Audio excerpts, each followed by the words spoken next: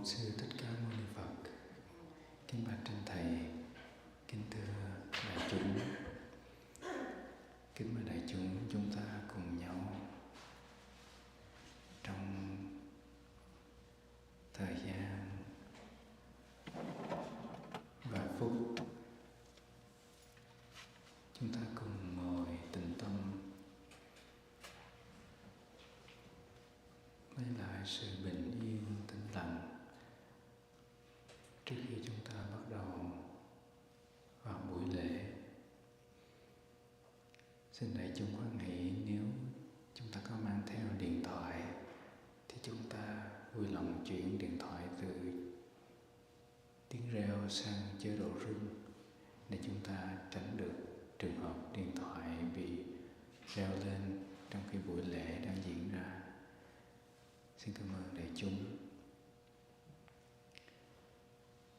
Dear friends, now we would like to invite you to practice with us some moments of sitting in calmness and stillness to regenerate, to be in touch with the energy of peace and of solidity before we begin our Sunday service. And we would like to ask for your support. If you have brought your cell phone, then please kindly switch your phone from its normal ringing mode to vibration mode, so that during the ceremony your phone will not ring. That's to help the atmosphere of the Buddha Hall as well as the ceremony remain tranquil and peaceful. Thank you for your practice. Một lần nữa, xin kính mời đại chúng ta tìm một chỗ để ngồi xuống và chúng ta sẽ cùng nhau ngồi tĩnh tâm trong vòng vài phút trước khi buổi lễ hàng tuần được diễn ra. So in this moment, we would like to invite you, if you haven't already, to find a comfortable place to sit. And together we will do a short meditation before our Sunday service begins.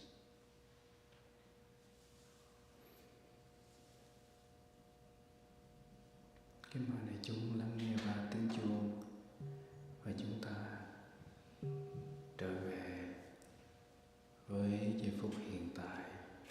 Chúng ta theo dõi hơi thở. Now we would like to invite you to listen to the three sounds of the bell, to come back to your breathing, to come back to the present moment.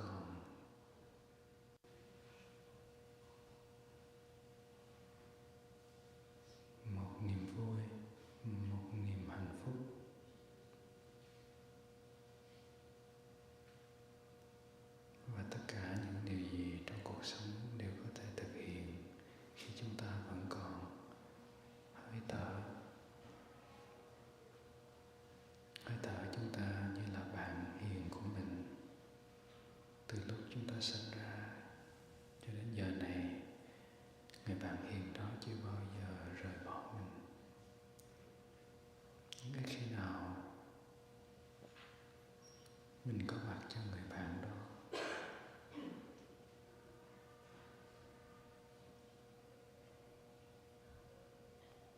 nên chúng ta trở về với giây phút hiện tại và chỉ cần hít thở, chỉ cần có mặt.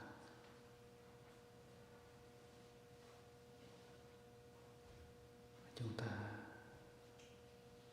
chỉ cần có mặt với người bạn hiền của chúng ta trong một thời gian ngắn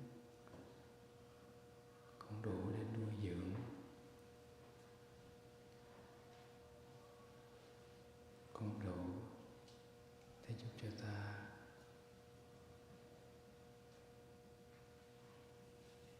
có thể tìm lại được chính mình.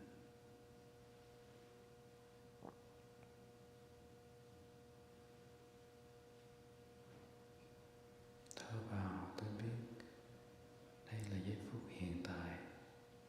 Thở ra, đây là giây phút đẹp tuyệt vời.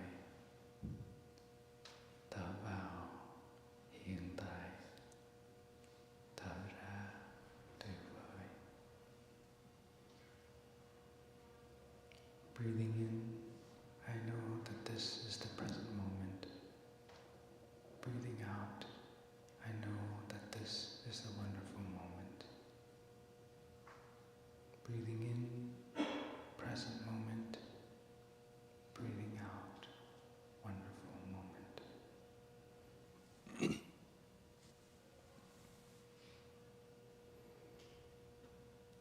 The present moment is when we are here. Our body and mind are one. And because our body and mind are one, we are fully alive and 100% there.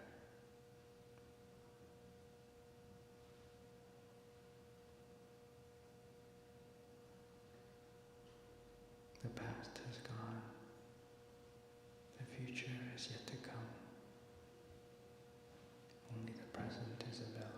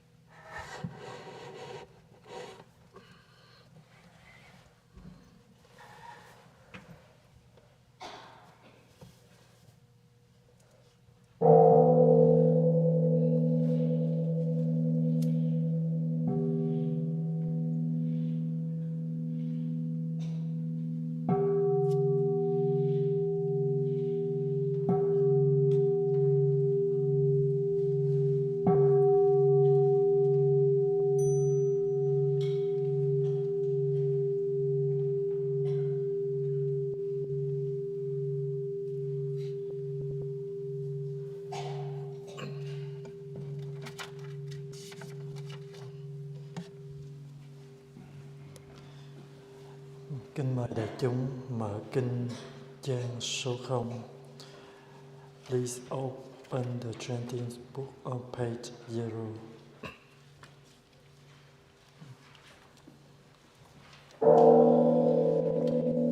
Trầm hương đôn sống ngàn mười phương, nguyện nguyện kinh đứng im từ vô lượng, cầu xin chứng tâm thành chúng con.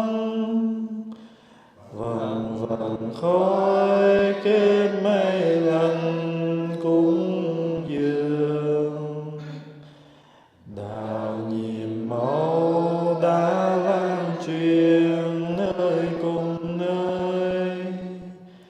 Nhờ chân lý chúng sanh đều xót luân hồi, đồng quy kinh quỳ dưới đại xe, dâng hoa thơm tinh khiết màu thắm tươi cành.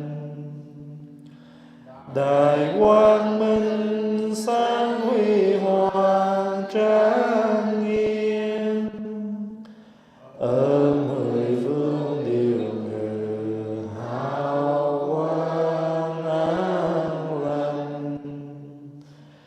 Nhiên đạo uyên chuyên soi khắp cùng quần sanh, Phật đạo đồng cùng nhau tu tinh tấn mau viên thành.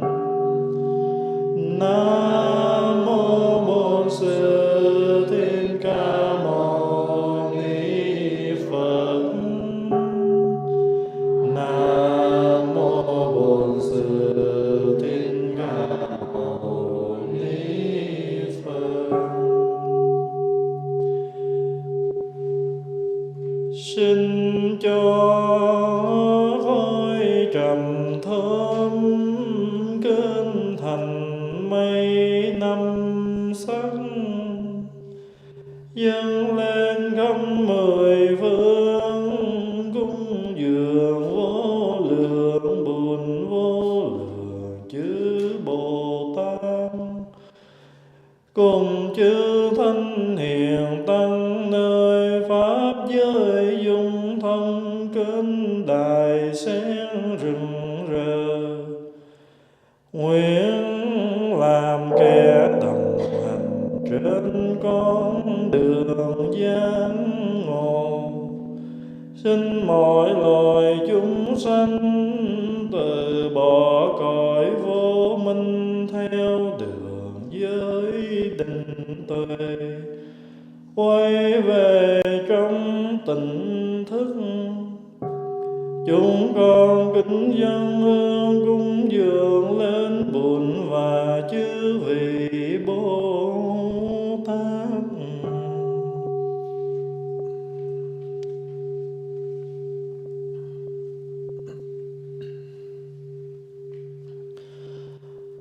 Hôm nay đệ tử chúng con cung đôi phận tiền chi thành dân hương đảnh lễ, phung tùng đại thừa kinh pháp phận nhiệm màu. Nguyện xin hồi hướng kỳ nguyện, kỳ an thế giới hòa bình, chúng sanh an lạc, nhà nhà ấm no, mọi người được bình an lợi lạc. Kỳ nguyện kỳ an chư tinh chú nguyện, thị điệp pháp danh thánh hội đoàn, thị mỹ phương pháp danh diệu mỹ, duy ngọc huyền pháp danh diệu hảo, vũ chú nhường pháp danh nguyên thái đẳng, ngọc thâm huỳnh phi liếp pháp danh nhận tiên, khu thị mùi khu cẩm võ đặng văn hề thiên từ. Phan Thị Ngọc Mai pháp danh Diệu Chinh, Phạm Thị Liên Nga pháp danh Nhật Minh, nguyện chư tinh chủ thừa tam bảo lực thân tâm thanh tịnh, tật bệnh tiêu trừ, sở nguyện tùy tâm kiên tường như ý. Tịnh siêu tiến chư vị hương linh phụng vị, chư hương linh bành hoài phương pháp danh từ tịnh nguyệt, Bùi Quân tuân pháp danh tâm minh, Huỳnh Kim Phụng Trần Vân lời pháp danh Minh Lộc, Trương Thị Nguyên William Sabeston Antrotin, Lâm Huy Lý Vĩ Đông Lê Hồng Phung pháp danh Minh Trường, Nguyễn Thị Xuân Lan Lê Bình Sơn Phạm Nhật Khánh pháp danh Hoàng Hỷ, Lý Joyce Maris Batis Bitis Lê Anh Tuân pháp danh Thiện Tu, Nguyễn Thị Ngân pháp danh Diệu Nga, Nguyễn Thị Nhung Đỗ Thị Liền Dương Kiến Đạt pháp danh Phố Nguyện Nhật Gia, Nguyễn Thị Lại pháp danh Chiếu Phúc, Nguyễn Văn Hành pháp danh Tuệ An Đức, Phạm Văn Ba Trần Thị Mạnh Lê Văn Sang pháp danh Tuệ Đào, Nguyễn Thị Cẩm Trương Thị Nga, Phạm Hoàng Anh pháp danh Từ Tâm Nguyện, Cao Ngọc Ngà Nguyễn Văn Đắc Trần Văn Cú pháp danh Liễu Hoa, Trần Thị Kim pháp danh Diệu Dung, Dư Ngọc Anh Choi Chiêu Trân Ngọc Minh, Dương Thị Bộ pháp danh Như Đức, Phạm Hoàng Anh Nguyễn Đức Thọ, Võ Minh Trang pháp danh Minh Trại, Nguyễn Văn Hồng Trần Thị Hán Nguyễn Hồng Gia cặp chữ hương linh quy ký từ. Các tộc các chi các phái cũ huyền thân tổ nội ngoại tiên linh đồng về nghe kinh siêu sanh tịnh độ.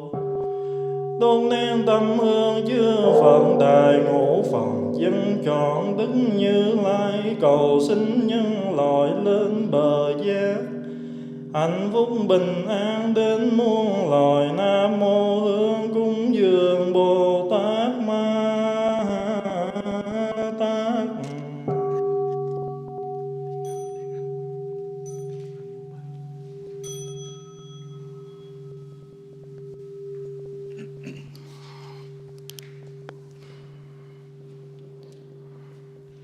The one who bows and the one who is bowed to are both by nature empty.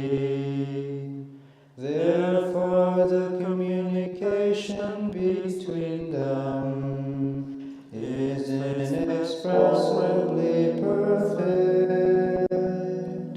Our practice center is the net of Indra, reflecting all Buddhas everywhere. And with my person in front of each Buddha, I go with my whole life for refuge.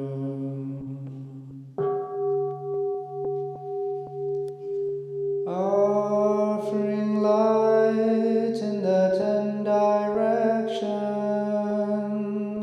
the Buddha, the Dharma, and the Sangha, to whom we bow in gratitude.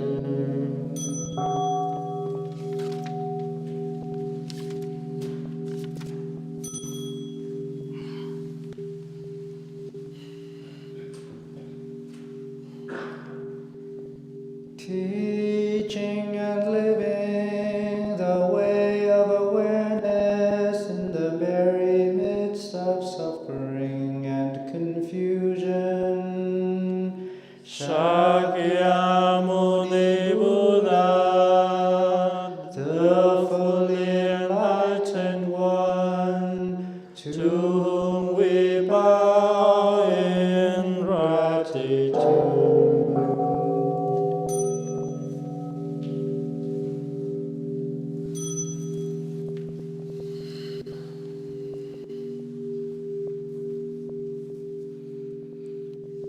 showing the way fearlessly and compassionately, the stream of all our ancestral teachers, to whom we bow in gratitude.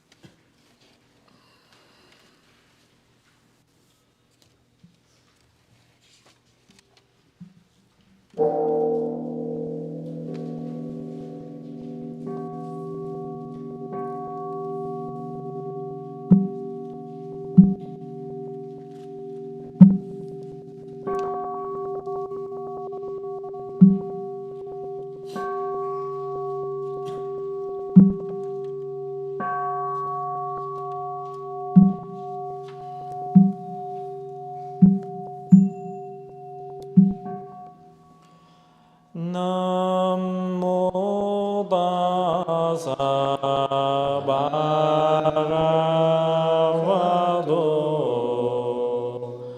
Arahato Samma Sambuddhassa. Namo Tassa Bhagavato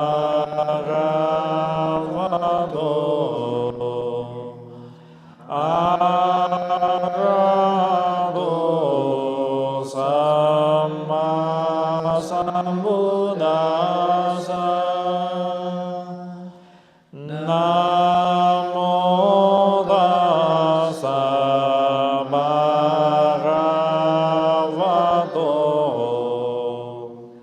Arahato Samma Sambuddhassa.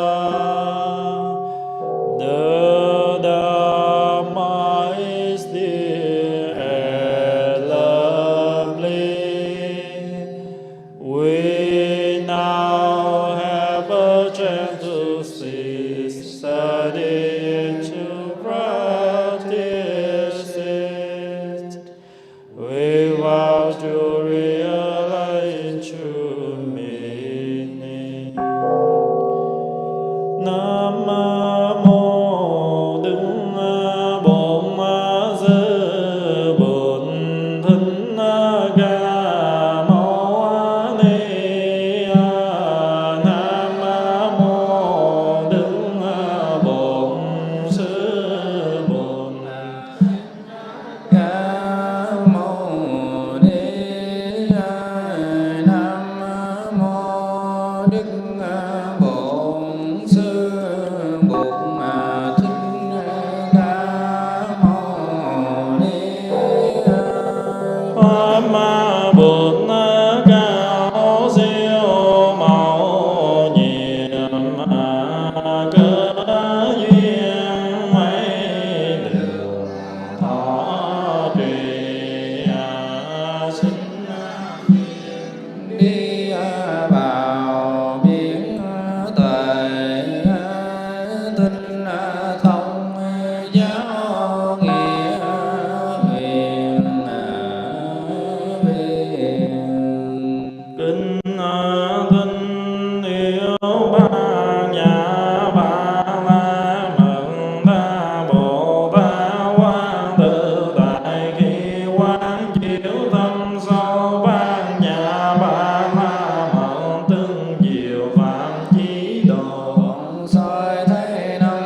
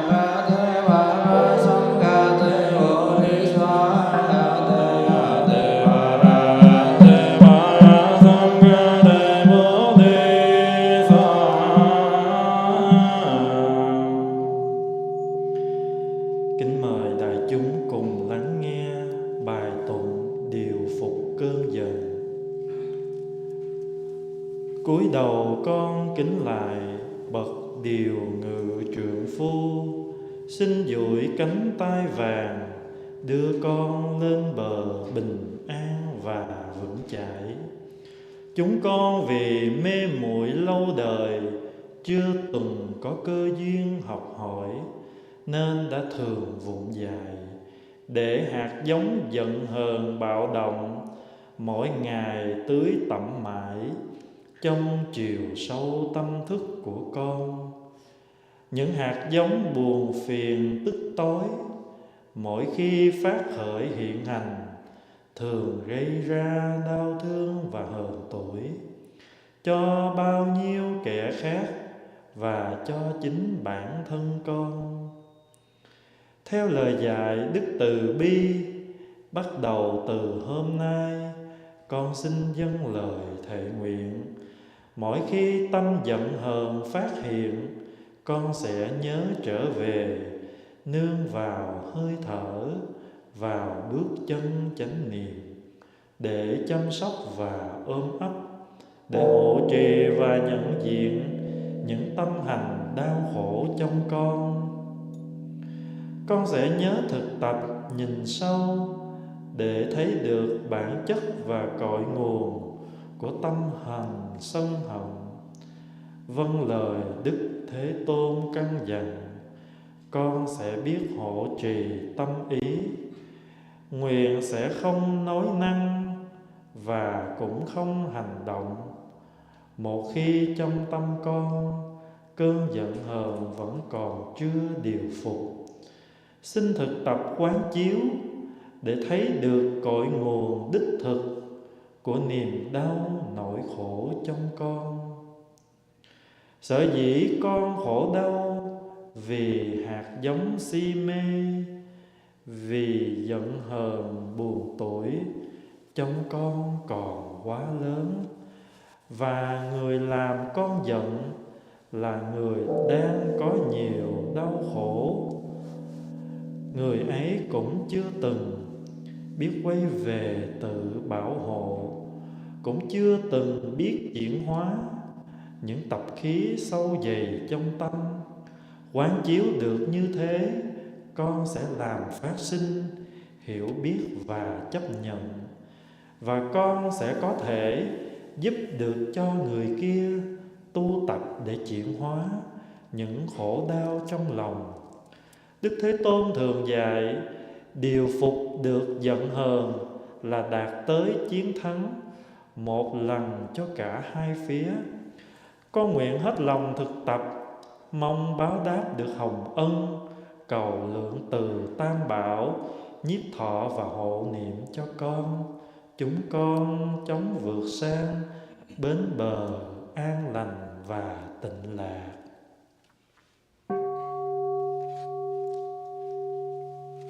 Dear community, please listen wholeheartedly. Mastering anger, I bow my head and touch the earth before the highest charioteer who trains humankind. Stretch out your arms of compassion. Bring us to the shore of peace and solidity. For so long, confusion has inhabited us, so that we have not had the chance to learn, and we have often acted foolishly, allowed seeds of anger and violence to be watered in our deep consciousness. Whenever seeds of irritation or fury arise and operate in my mind, they always cause wounds and resentment in myself and in so many others. Listening to Avalokita, the Bodhisattva of Great Compassion's teaching, I begin right now with a deep aspiration. Whenever anger arises, I shall come back to myself, taking refuge in mindful breathing and steps, so as to look after and embrace, to protect and recognize the painful mental formations in me. I shall remember to look deeply to see the true nature and source of hatred and anger. Heeding to the Buddha's teachings, I shall know how to guard my mind. When anger arises in me, I shall not do or say anything until I have mastered it. I shall look deeply to see the real nature of my pain. The seed of ignorance is the cause of my suffering, and the reason why the seed of anger in me has grown so strong. The person who makes me angry has so much suffering herself. Such a person has had no chance to learn how to protect, to come home to himself or herself, to take care and to transform the deep-seated habit energies within. Contemplating in this way, I will be able to bring about understanding and acceptance and help the other person to practice and to transform the suffering within him or her. The Buddha, the Blessed One, had said, when we are capable of conquering our anger, we bring a double victory to ourselves and to the other person. I want to practice with all my heart in order to respond to his great kindness. May the three jewels give me energy and blessings so that we can reach promptly the shore of peace and happiness. Open the 20th book on page 10. Kính mời đại chúng mở kinh trang số 10.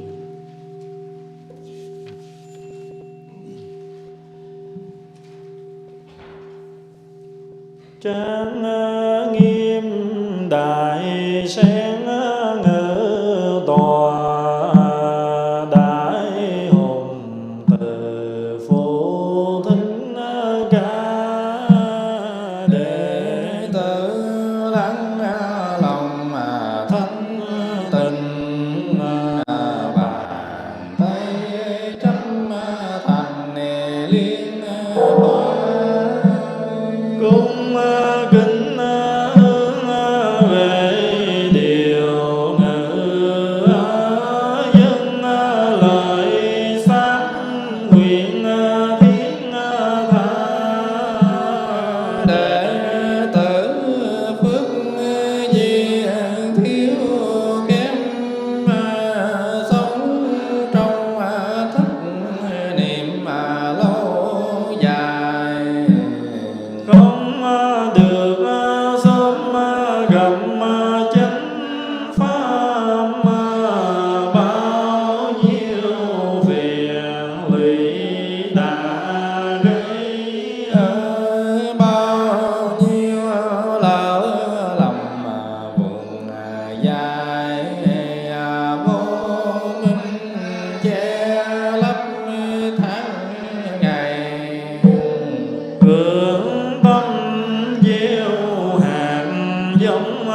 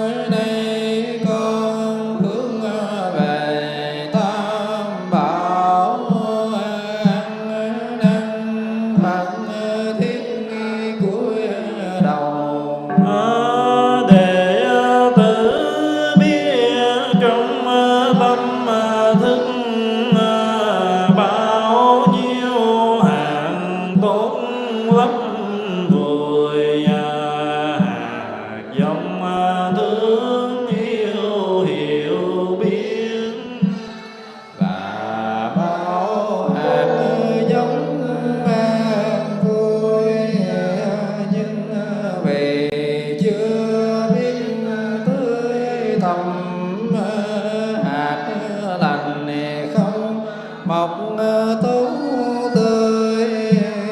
Cứ để khổ đau tràn lắm, làm cho đen tối cuộc đời, quen lối bỏ hình bắn bóng. Đuổi theo hạnh phúc xa vời, tâm cứ bằng về quá khứ, hoặc lo trong rồi tương lai. Quanh quẩn trong vòng buồn dân, xem thường bảo vật trong tay, dậy đạp lên trên hạnh phúc.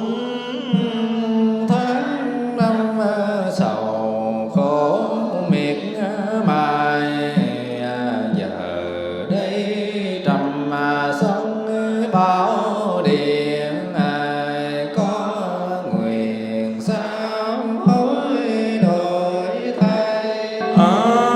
Để tử tâm thành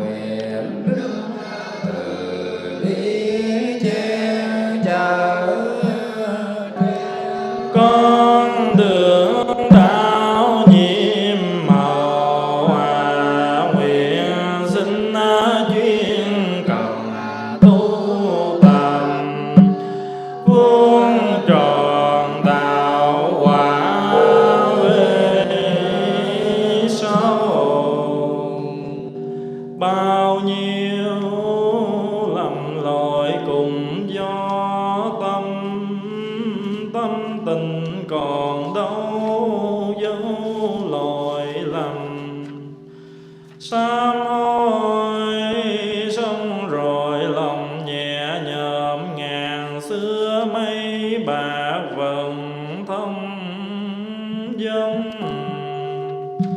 Nguyện ngày an lành đêm an lành, ngày đêm sáu thời đều an lành. An lành trong mỗi giây mỗi phút, cầu ơn tam bảo luôn che chở. Nam mô Đức Bồ Tát tiêu tai giác kiến từ. Nam mô Đức Bồ Tát tiêu tai giác kiến tường. Nam mô Đức Bồ Tát tiêu tai giác kiến tường. Con về nương tựa buồn người đưa đường chỉ lối. Con trong cuộc đời con về nương tựa pháp, có đường của tình thương và sự hiểu biết.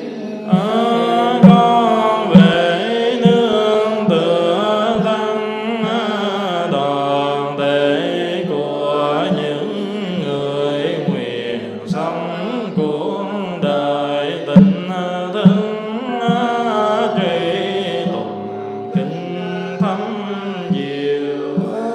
Tạo công đức vô biên, đệ tử xin hồi hướng cho chúng sanh mọi miền.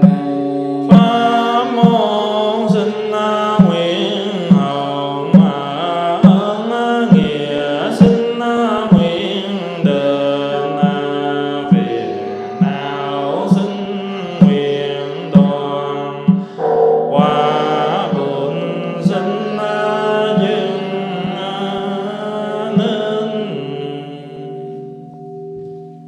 Kính mời đại chúng xả chân và so bước.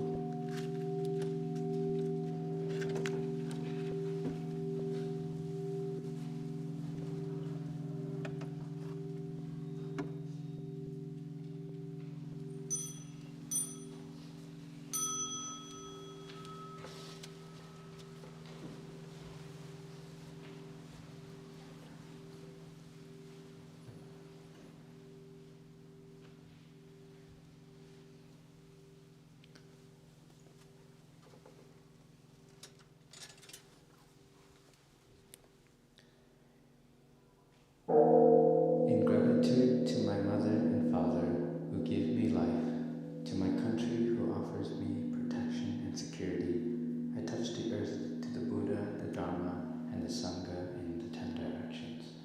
Đệ tử chúng con mang ơn cha mẹ sanh thành quân dân bảo hộ, cúi đầu kính lễ tam bảo thường trụ trong 10 phương.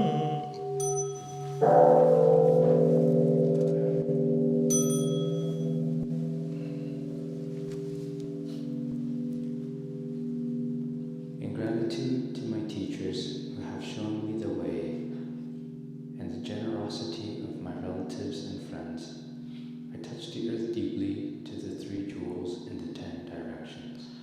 Đệ tử chúng con mang ơn sư trưởng giáo huấn cùng các bậc thiện trí thương Đà Tát thành cho, cúi đầu kính lễ tam bảo thường trú trong 10 phương.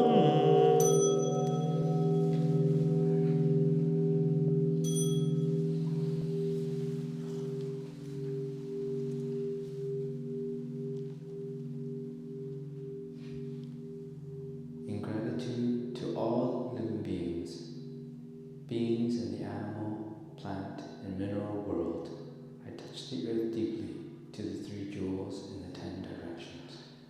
Đệ tử chúng con mang ơn mọi loài chúng sanh, cây có cầm thú và đấng đa, cúi đầu kính lễ tam bảo thường trụ trong mười phương.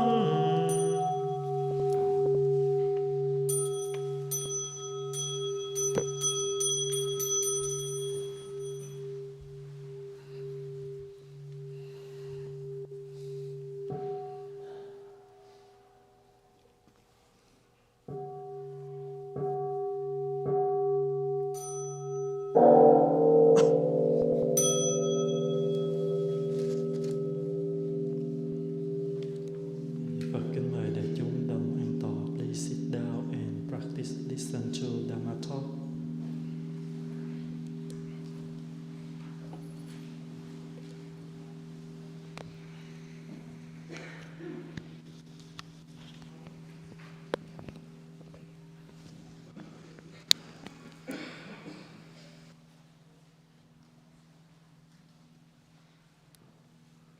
Nam mô Bổn Sư Thích Ca Mâu Ni Phật. Chúng con kính bạch trên thầy, kính bạch trên quý thầy, quý sư cô và toàn thể đại chúng.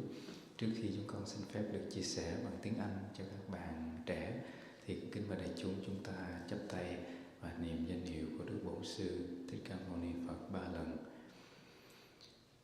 Nam mô Bổn Sư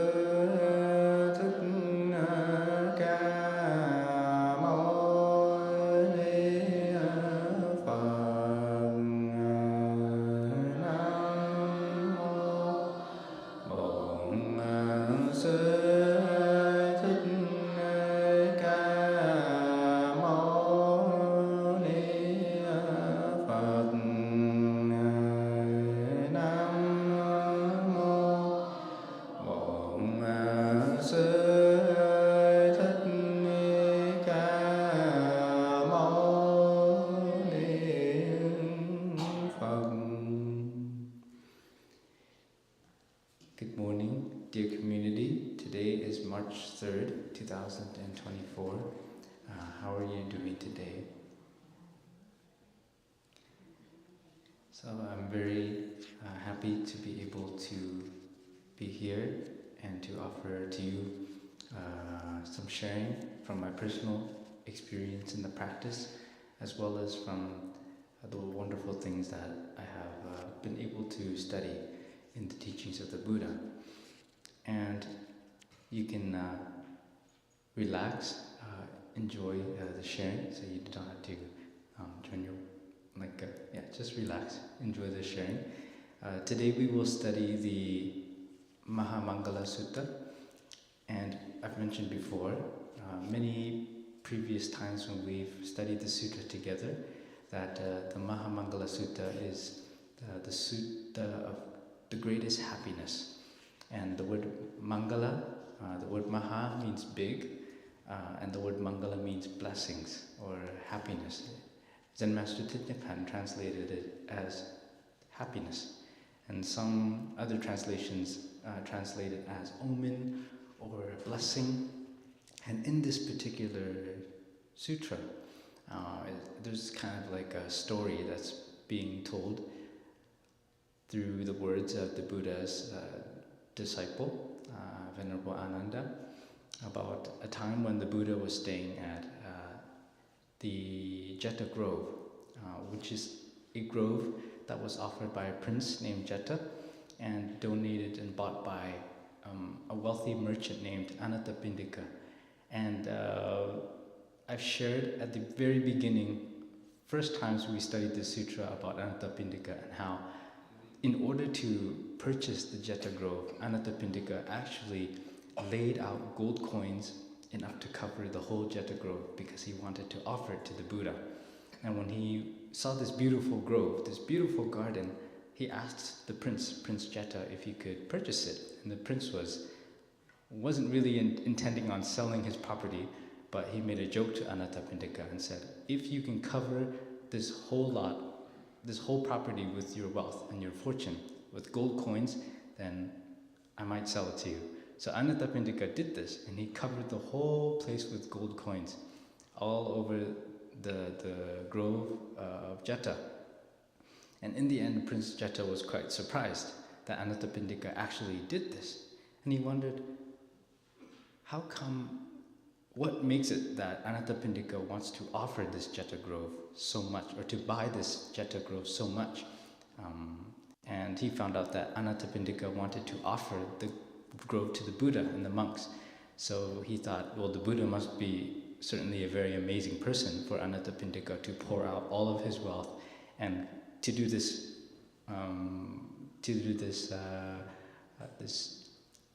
this amazing, to basically cover the whole grove in gold coins. And so after the property was bought, the Buddha gave many teachings there. And in this particular discourse, the Buddha is asked by a deva, or in some other versions of this teaching, the Buddha is instead asked by a practitioner, what in this world are the greatest blessings, or what in this world brings the greatest happiness? And the Buddha teaches 38 factors of happiness, which we can come to, if we listen to deeply, we can see that we have a lot of these happinesses in our lives. So reading this discourse is always a way to nourish our joy. Notice how fortunate that we are. So this week we will be continuing to study the verse, to live honestly, generous in giving, to offer support to relatives and friends, living a life of blameless conduct. This is the greatest happiness. And in Vietnamese it is sống ngay thẳng bố thí, giúp quyến thuộc thân bằng, hành xử không tỳ vết là phước đức lớn nhất. This is the 6th of the 12 verses in total. And we finished last week the word giving. So we were just talking and revolving around the word giving last time that I was able to share, and we finished that part. It took a whole session for us to just revolve around the word giving itself, because the practice of giving in the teachings of the Buddha is very, very meaningful and very vast. There are many, many things that we can learn from the Buddha's teachings, teaching us how to live in generosity, how to be giving, how to also always open up our hearts to think of others. So we finished giving, to live honestly, generous in giving. We finished those both. And this week we'll be moving on to the next verse, which is to offer support to relatives and friends, as well as living a life of blameless conduct. Hopefully we can go through both of these through the time that we have. So firstly is to offer support to relatives and friends. And in the past chances I've had to share with the Sangha, I've shared before that there are ways that we can serve and support our parents. There are ways that we can cherish our family, and that is a great happiness. So the Buddha moves from talking about parents, then he talks about family, and now he continues to branch off into relatives and friends. And just as we support our parents, just as we support our family, there is ways we can support our relatives and friends. And it's very similar to the way that we can support our parents as well. Some points are similar. For example, we provide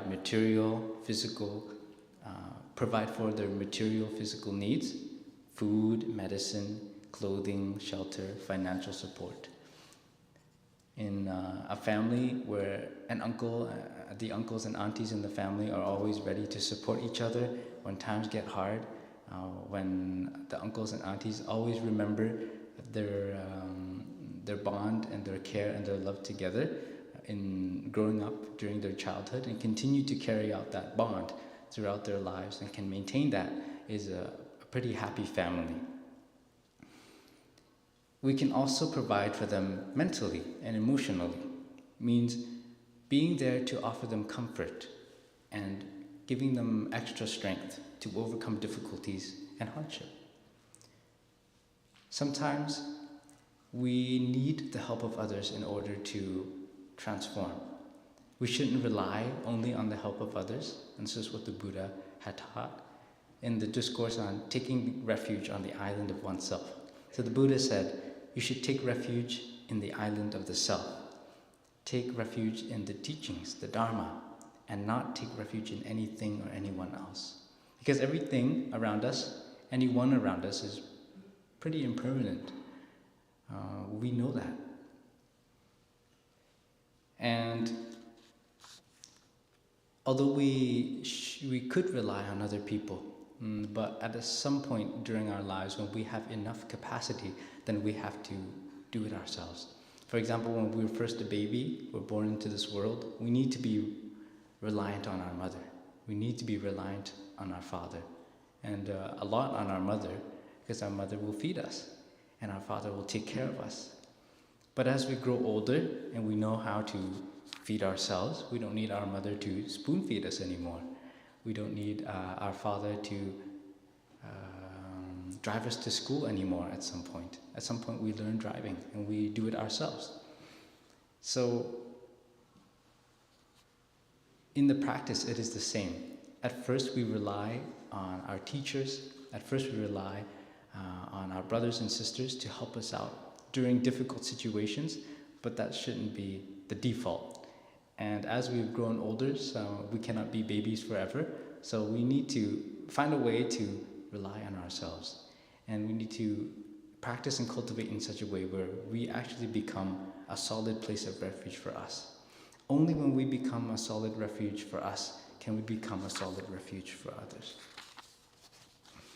Another way to help your relatives and friends is by not driving them crazy. That is a way of helping them as well. And how do we not drive them crazy? By learning the Dharma and studying the Dharma and applying the Dharma into our lives.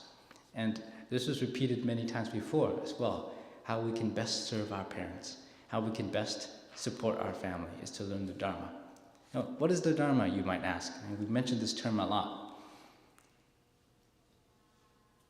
The one very important kind of support, I personally think, and it's truly worthwhile and can take us on a very, very long-lasting journey of happiness, is the Dharma. And I've shared before that the way that I like to define the Dharma is the way of understanding and love. In other words, the wise and the compassionate way to live. So sharing the Dharma with others means sharing with others the way to live wisely and compassionately, which brings happiness. The Dharma also means the truth, because the Buddha didn't make up the Dharma, but the Buddha found this Dharma in life. Through living deeply with great understanding and compassion, the Buddha found and understood the truth in life, and he shared that with others. And because the Buddha could do it, and the Buddha was a human being like us, we can also do the same.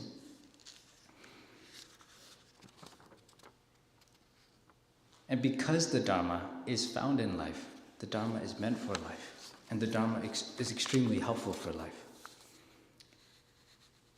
So bringing our relatives onto the path of great wisdom and compassion, and introducing our friends also to this way of life, and this great kind of understanding and love, is like giving our friends a priceless jewel. It's like giving them a lamp to light for them the way in the darkness.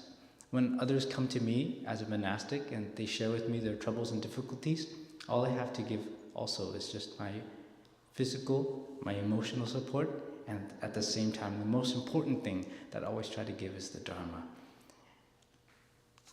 This is the best kind of support. And in order to deliver the Dharma to others, we have to be a vessel that can carry the Dharma, or we have to embody that practice.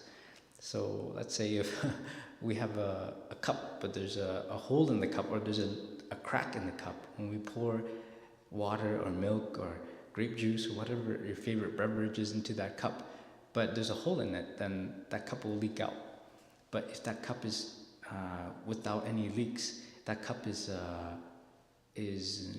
not damaged, then you can transfer that to others. And so we have to try to practice to live blamelessly. We have to try to practice to live a life of blameless conduct, which is our next verse.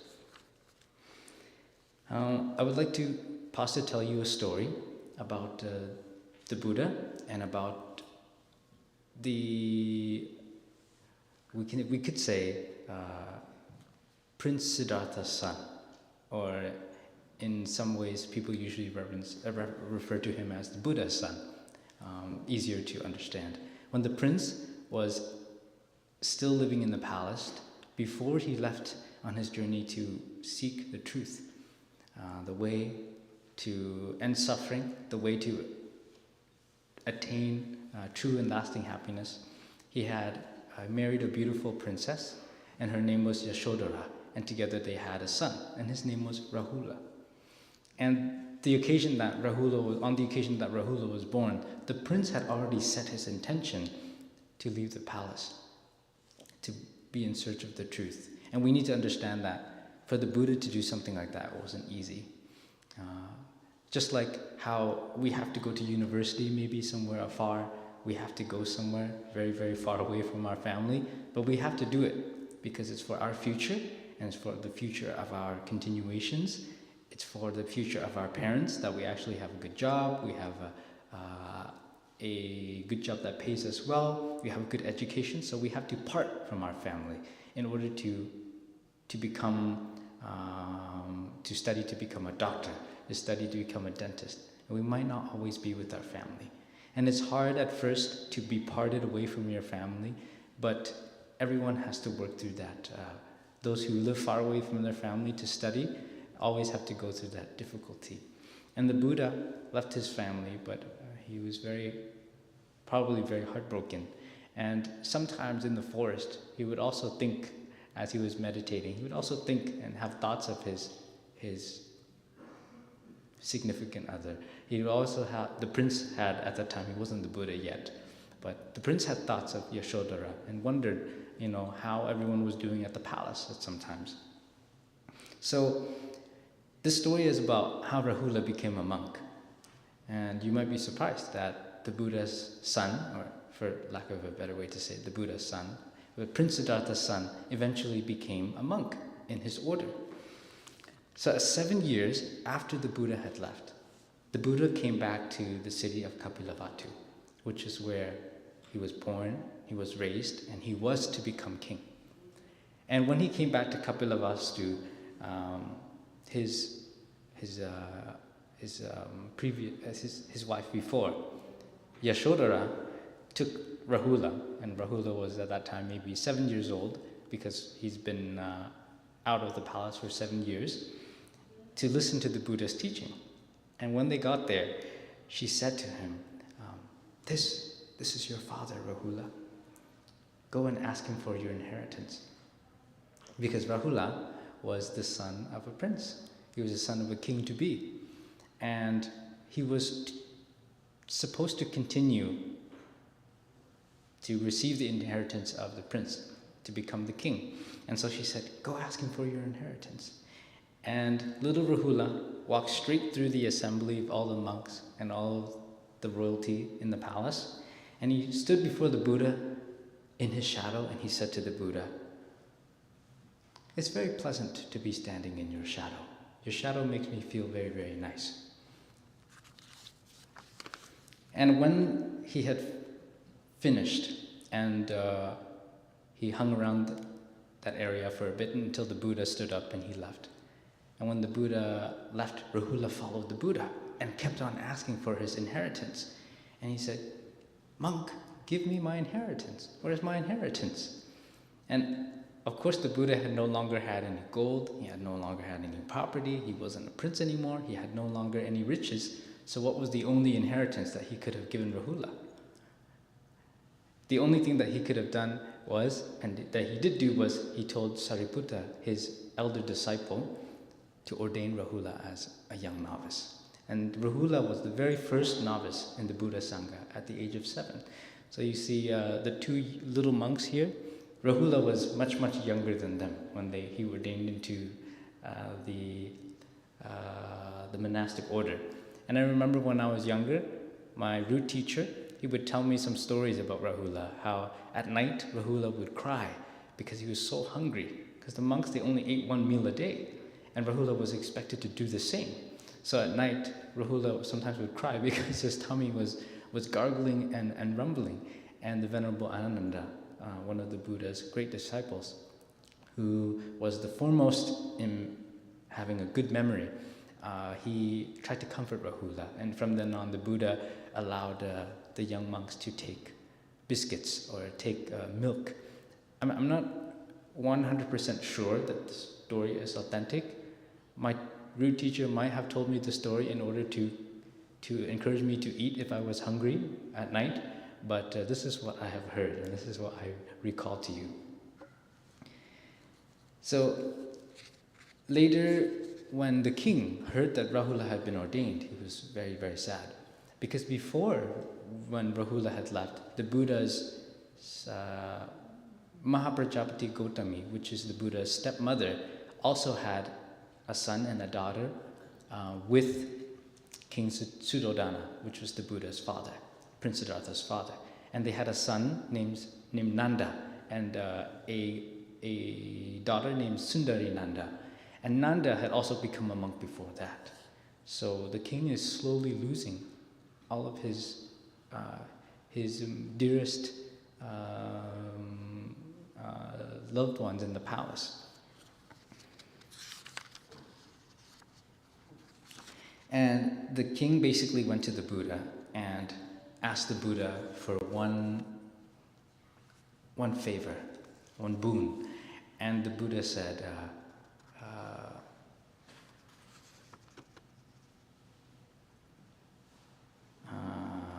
but Buddhas are beyond granting these kinds of favors and boons. And the king said, but what I ask from you is righteous. What I ask from you is allowable. So the Buddha said, okay, please go ahead and tell me your favor. And the king said that when Nanda had left, there was a little bit of sadness, but it was extremely sad for him when Rahula left. And affection for his son, after his son had left, is like cutting into the skin. And having cut into the skin, it cuts farther in, farther deep into the flesh and ligaments and bones. And now having Rahula had left, it had cut into his marrow. So the king was deeply saddened. And the Buddha made a rule from then on that young monks cannot be ordained. They can only ordain on the condition that both of their parents have agreed to their ordination, or either one of the parents that are still there. So as Rahula was trained in the monastic discipline, the Buddha took great care and great interest in trying to train Rahula to become a good monk, and he asked two of his chief disciples to train Rahula. Rahula was very eager to learn, and it said that each morning as he awoke, he would take a handful of sand in his hand and say, "May I have today as many teachings from my teachers as the grains of sand in my hand." And so the Buddha was always very eager to teach Rahula, and the Buddha had taught Rahula on many occasions. On some instances when Rahula was lying, the Buddha taught Rahula not to lie, and these are texts that can be found in the canon. And if we have time, we can study that together. But the Buddha giving Rahula the best gift was allowing Rahula to touch liberation, to touch freedom, to attain enlightenment just as the Buddha did. And this is on one occasion when the Buddha taught Rahula on some meditation advice and practice. And this is what the Buddha taught Rahula. I would like to read this to you. Rahula, develop a mind that is like the four great elements: earth, water, air, and fire. Like the airbender, Avatar the Last Airbender. Because if you do this, pleasant or unpleasant sensory impressions that have arisen and taken hold of the mind will not persist. Just as when people throw feces, urine, spittle, pus or blood on the earth or in the water, in the fire or in the air, the earth, the water, and the air is not troubled, worried, or disturbed. So too, develop a mind that is like the four great elements. So the Buddha taught Rahula to develop his mind, to train his mind to be like the water, to be like the fire, to be like the wind, and to be like the air. Because when people throw impurities into the air, into the water, the wind, or the fire, it is not troubled, disturbed, or worried. And the mind of an enlightened being is much the same. Develop love, Rahula, for by doing so, ill will be gotten rid of. Develop compassion, for by doing so, the desire to harm will be get rid of. Develop sympathetic joy, for doing so, dislike will be got rid of. Develop equanimity, for by doing so, sensory reaction will be gotten rid of. Develop the perception of the foul, for doing so, attachment will be got rid of. Develop the perception of impermanence, and by doing so, the conceit I am will be gotten rid of. Develop mindfulness of breathing, for it is of great benefit and advantage. And the Buddha continued to teach Rahula the 6 exercises on mindful breathing. And that's how Rahula attained arahantship. After that, his friends in the Sangha always referred to him as Rahula Bada. And Rahula Bada means Rahula the lucky one.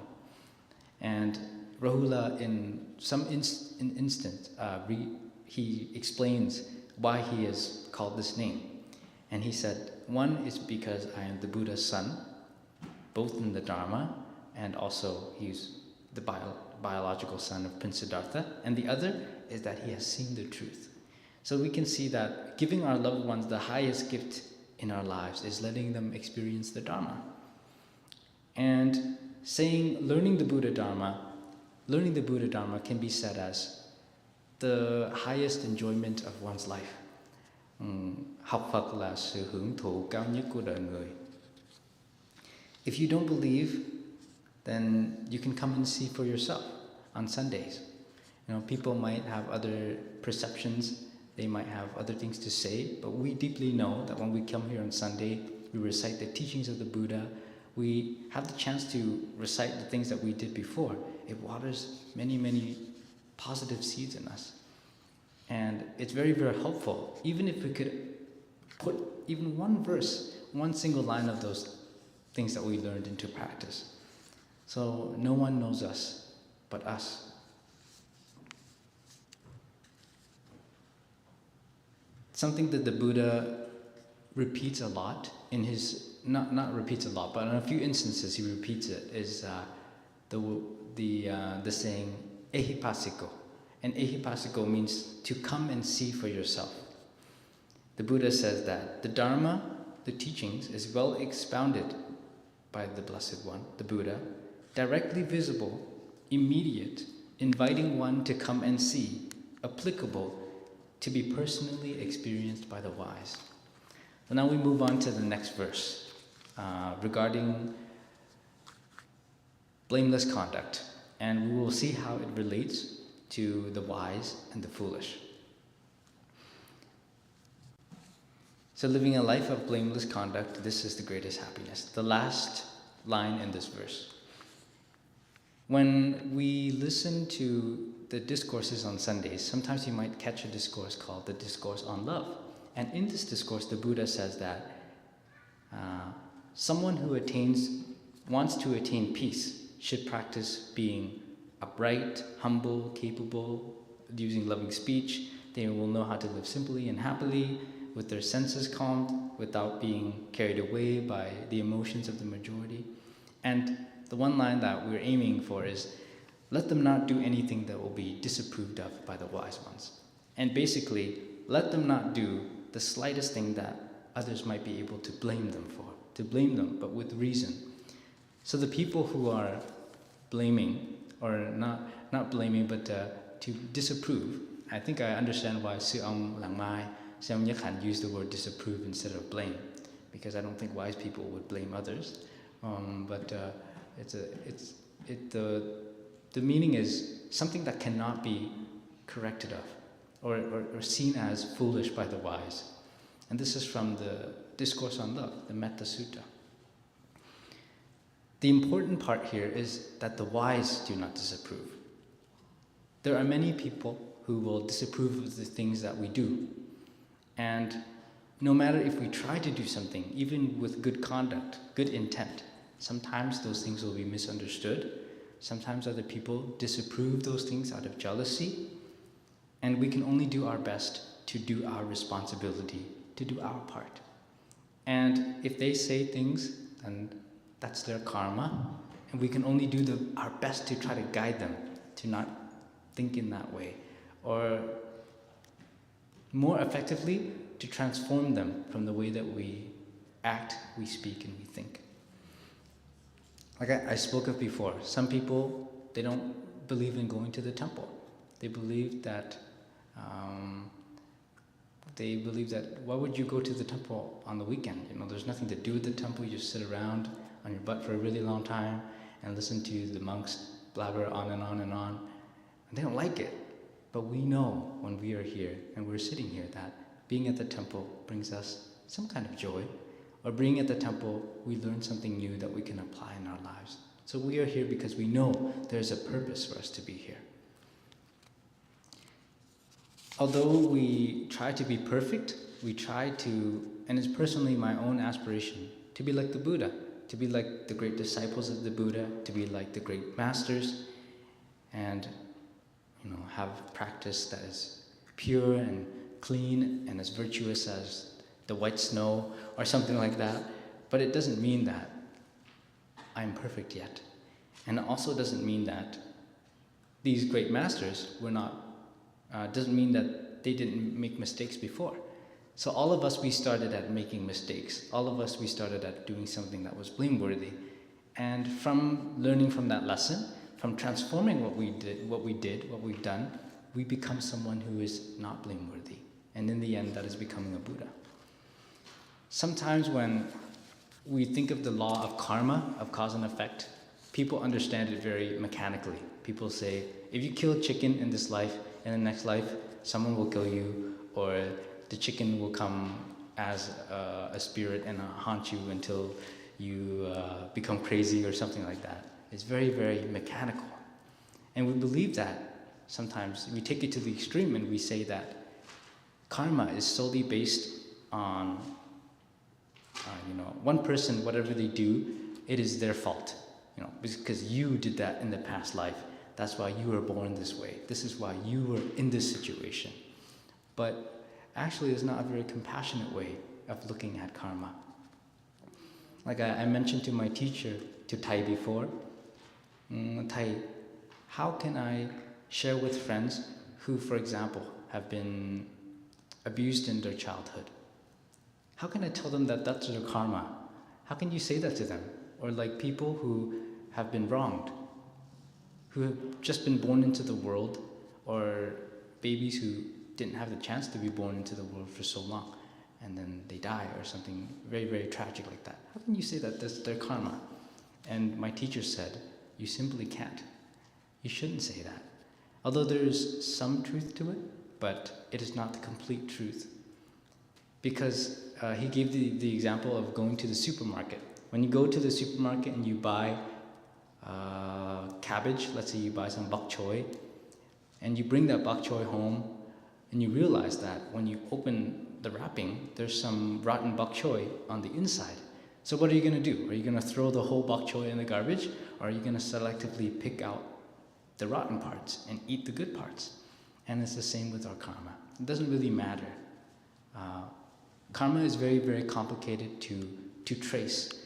And the Buddha said, one of the things that, I believe, briefly hearing this, please don't take my word on it too heavily, but I believe reading that the Buddha is saying that if we were to try to fully comprehend or to kind of like logistically comprehend karma or the teaching of interdependent co-arising, then our heads we would kind of go crazy, because karma is just so complicated. It's based on our actions and how we interact, and we do that every moment of every day, every step, every breath, every action. So the point of it is not to blame others, but when we see karma, it is try to help others, to be able to liberate them, to be able to help them change and transform that karma. The Zen master Thich Nhat Hanh, he shared one time about an earthquake. and how people usually say that, oh, maybe they say that, oh, I've heard about the earthquake, it's so sad. But then they say, oh, it must have been something terrible that they've done in their past life, and I hope that they don't do that again or something like that. But the Zen master said, an earthquake is not the individual cause of karma. When we live together as a collective, we're staying on this earth together, then we have a collective karma. That means the way that we have lived, the ways that our ancestors have lived, the ways that humanity has lived, has caused that earthquake. So we have collective karma. And when many people suffer, we suffer. When there's war in, for example, between, pardon? Huh?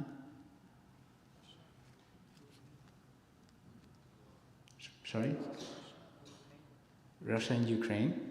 When there's war in Russia and Ukraine, we are here in Canada. But are we affected? Yes, we are affected. And we know that. If we drive cars and things like that, we know that too. So karma is a collective thing, and we shouldn't blame it on one person. So remember, when someone asks you about karma, you can remember this very compassionate approach to it. And if someone had done something in the past that is not good, but once they are born again in the teachings of the Buddha, once they try to become a better person, they can live still a life of blameless conduct. Like if you ever heard the story of Angulimala, the Venerable Angulimala, before he was, Angulimala was a very smart student. And it is said that Angulimala had some jealousy amongst his peers, and his peers wanted to find a way to kick out Angulimala, or to plan for Angulimala's, his fall. And they spread rumors that Angulimala bragged that he was better than his teacher. Angulimala was framed in many ways, and in the end his teacher told him that if you go out there and you offer me as a gift a certain amount of fingers from people, then I will accept that to you as a gift of gratitude, and as well as it's a way for you to continue to move on in your stage of spiritual practice. And Angulimala became a notorious bandit and a killer. In the end, Angulimala had killed so many people that he had a necklace around his neck. He used to hang that necklace in the trees, and the birds that ate meat would come and eat off of those necklaces, and eventually it was just a necklace of bones. And Angulimala met the Buddha as his last victim, before he was about to take his mother's life. But then when the Buddha understood this, the Buddha tried to meet Angulimala, and Angulimala was deeply touched by the Buddha's compassion, because no one in his life had ever been so kind, so loving, and no one had ever treated him in that way before, even through just a very small instance of interaction. So we can remember that in our practice, in our lives, sometimes we can meet people just for a little bit, but that little bit can change their lives. So Angulimala eventually became a disciple in the Buddha's Sangha, and Angulimala became a monk, but not all people knew about it. And there's this one story about how Angulimala, he was going on alms round and he saw a lady that was delivering a baby on the side of the road with no one to help her, and he was quite scared because he didn't know what to do. He'd never seen a pregnant lady before, and this lady is giving birth, and he said, "Brother, please help me, I'm giving birth." And he's like, "How do I help you?" So he goes to the Buddha and he asks the Buddha, "Dear Lord Buddha, what can I do to help this sister?" And the Buddha said, "Go to her and say, from the moment that I have been born again until this moment, I have not committed any act of wrongdoing." Something along those lines. And Angulimala was confused. He said, "What? But I hurt so many people. I killed so many people. How can you say that?" And the Buddha said, "Just do as I say." And Angulimala went there to tell her, she was probably in pain and screaming a bit as she was giving birth to this child, which was very difficult to give birth to. He just said, "Sister, from the moment when I was born until now, I have never hurt or harmed the life of any being." And she was able to deliver the baby peacefully. And he said, by the virtues of this truth, may you deliver your baby safely. May you and the baby both be safe. And in the end, the baby came out to be safe. So we can see that we can still be blameless, although sometimes we have made mistakes. Because we have made mistakes and we continue to be not perfect, we should give other people more chances to make mistakes. Sometimes we often forget when we teach our young ones that they actually need time to change. And you can't just yell at them 10 times or 20 times and they will change right away. They need time to change. People need time. We can't expect someone to change overnight. And we ourselves make mistakes. So we should have more patience. The Venerable Master Tuyen Hoa, he opened up a children's school in the city of 10,000 Buddhas. And there was one teacher, she was Western, who volunteered to teach the kids. And she was so tired and just so kind of really, really tired, and really all of her life and energy was sucked out by the children. And she called the Venerable Master and she said, "Shifu, what should I do?" And he said, "I have a mantra for you. Patience, patience. More patience. Even more patience. Tabaha." So you guys know the verse, "Gate, gate, paragate, parasamgate, bodhiye soha." He said, patience, patience, more patience, and even more patient. Tabaha. Tabaha means to complete, and to be complete, to be fulfilled. So we have to be patient, and we have to give them some time to change.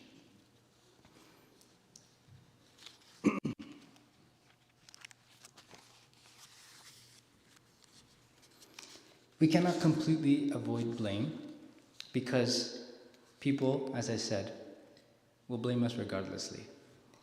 But the idea here is to try to live the best that we can through the conduct of body, speech, and mind. We leave no traces of negativity, and not only that, we strive to benefit ourselves and others.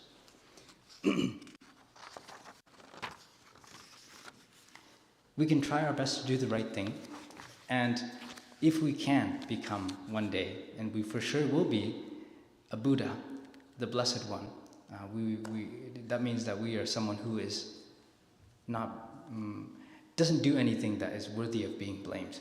People will blame you, just as in the time of the Buddha, people blamed the Buddha, and people slandered the Buddha. But the Buddha himself didn't do any wrongdoing, because he was an enlightened, the Blessed One is an enlightened being. And the action, the blame here, is not totally in what people say, right? But it's in the action itself. So, for example, you can do something that is very blameworthy, that is very, in secret, and people don't know about it. That's still blameworthy action. People just don't see it. And so that is still worthy of being blamed. However, this shows us to see that it's not in what people say about you, but it's in the actions that you do. I have, sometimes I eat one meal a day, and sometimes I get really hungry at night, and sometimes I eat instant noodles because I get really, really hungry. And after that, I try to destroy all the evidence, like eat in such a way where I use like plastic forks and stuff like that, and after I eat, I just throw it away. And I know that no one's gonna know about it, but it's blameworthy. It is very blameworthy. And so this is an example, right? And people blame the Buddha as well. And the Buddha taught in the Dhammapada a verse that is one of Thay's favorite verses. As a mountain of rock is unshaken by the wind, so the wise are unperturbed by blame or by praise. The wise ones are unshaken because they have their own set of teachings. They have their own inspiration, they have their own practice, they have their own lesson, they have their way to live. So even if people say, to them, Thầy always gives the example of going home. Let's say về nhà. When you go home, you know the way home. So no matter what other people say, you say, oh, you're going the wrong way, or you have to turn right, you have to turn left. Don't listen to them. Because you know that if you go home this way, and if you drive like this, you will get home safely. So you have to stick to your practice. This is the last story that I will share before we end. I think you might enjoy the story. The story is called, Is That So? Thế à? There was once a Zen master named Hakun, and he lived in the late 17th and early 18th centuries. Hakun was greatly respected and he had a lot of disciples. But at one time in his life, he lived in a hermitage in a village, and it was close to a food shop that was run by a couple, and that couple happened to have a very beautiful young daughter. And one day the parents discovered that their daughter was pregnant, and they were super angry and super distraught. So they forced her to tell them who the father of the baby was. And in that moment of fear, she didn't confess the truth. And after people harassed her in the village, people shamed her, her parents also harassed her, and her parents also said very, very hurtful things to her. She said that the father of the baby was Zen Master Hakun. So the furious parents stormed to the temple, and in front of all of his students, they berated Zen Master Hakun. Said very, very, very terrible things to him in front of his community. And as Zen Master Hakun was sitting there, he looked and he said, "Is that so?" When the baby was born, the family, of course, gave it to him to raise. And by this time, he had already lost his reputation in the village. He lost all of his disciples. All of his disciples left him, but Hakun was still not disturbed. And he took delight. He genuinely cared and raised this baby, genuinely loved and raised this baby. And every day, he would endure more slander by going into the village, by begging for milk. So in the past, the monk would beg for food, and he would beg for milk for the baby. And he would go from house to house to ask for milk. Some people would give him milk if they were kind. Some people would continue to slander him or to turn an eye on him if they didn't agree, they didn't like him. And 1 year later, because the young girl had felt so bad, and because she also wanted to have her son back, obviously, so she confessed to her parents finally that the father of the boy was not Zen Master Hakun, but it was actually a young man who worked in the local fish market.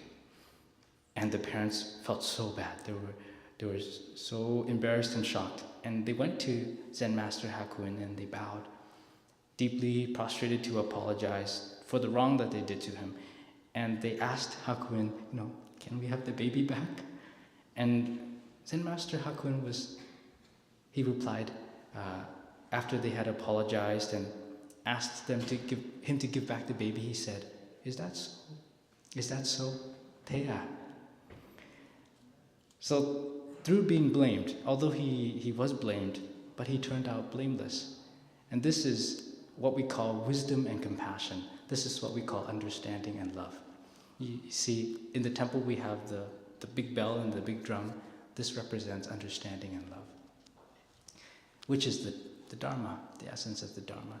So thank you so much again for your patience, for your listening, and I hope that everyone will have a wonderful weekend, and keep this story with us so that in the midst of the winds of praise and blame in life, we can stand still and we can be solid, because we have our own practice, because we have the Dharma, we have the Buddha, and we know the way, so there's no more need for us to worry. Thank you for your listening, and thank you for your practice.